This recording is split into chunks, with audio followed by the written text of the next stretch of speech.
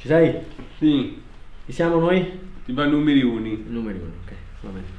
Allora, i bambini del Fate sono un'impresa sociale che raccoglie fondi per ragazzi con autismo, ma in realtà di qualsiasi disabilità, che poi sponsorizzano progetti per questi ragazzi. Ehm, Siamo basati a Castelfranco e il fondatore è Franco Antonello, il papà di Andrea, e è partito tutto da un libro che hanno scritto facendo il giro in moto dell'America, arrivando fino in Brasile, perché Andrea toccava tutti e tocca tutto, sta fermo. Sì, Andrea, basta. Andrea, basta. sì. Ok. Da lì hanno creato questa, prima era una fondazione, poi è diventata un'impresa sociale, la prima in Italia, che raccoglie fondi, come dicevo prima, e poi li distribuisce per sponsorizzare progetti per ragazzi con disabilità. È un modo di raccolta fondi unico, è una parola forse grande, raro da vedere in giro soprattutto per l'Italia, ma anche nel mondo. Io sono americano, lo vedo poco anche in America questa cosa. È una scelta di raccogliere fondi in modo continuativo a livello mensile e non si accettano nessun tipo di donazione. Quindi la donazione di Natale piuttosto che il 5 per 1000 non sono accettate perché non crediamo che aiutino a lungo andare. Risolvono il problema, mettono un cerotto in un primo momento e poi l'anno dopo bisogna ritrovare questi fondi.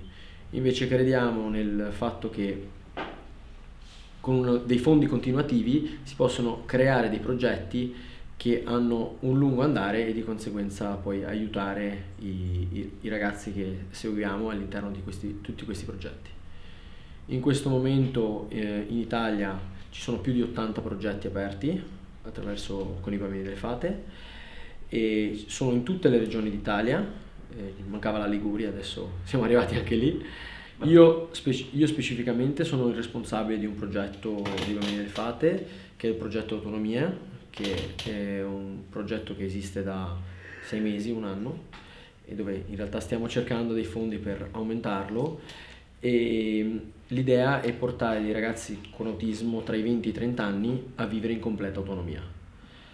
È stato fatto un po' sulla base del dopo di noi. Adesso esiste lo Stato italiano che sta investendo molto sul dopo di noi, e noi abbiamo fatto questo esperimento con Andrea, l'abbiamo portato a vivere in completa autonomia. Lui adesso vive da solo 4 giorni a settimana, riesce a farsi da mangiare, a prepararsi per andare a lavorare in ufficio dei bambini delle fate con tutti noi, e si fa la spesa, si prepara la sera per uscire con gli amici quando non c'è tempo di coronavirus, e aveva avuto un grande successo. Quindi adesso stiamo provando a ricreare questo progetto con dei nuovi ragazzi e vedere se da un esempio, come in tutte le cose che hanno fatto loro, che sono partite, diciamo, possono poi diventare reali.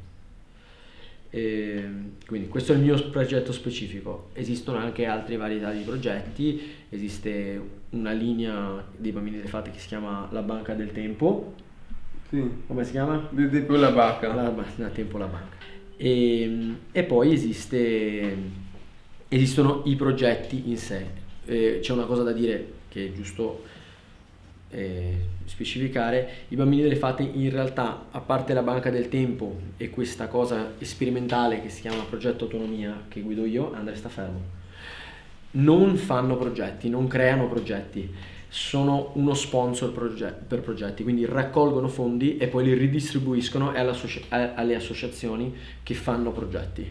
Quindi si accertano che il progetto sia per ragazzi con disabilità o piuttosto che per qualsiasi altro motivo, e poi raccolgono questi fondi, aiutano a raccogliere questi fondi e vengono ridistribuiti per l'80%. Quindi l'80% di quello che viene raccolto torna all'associazione.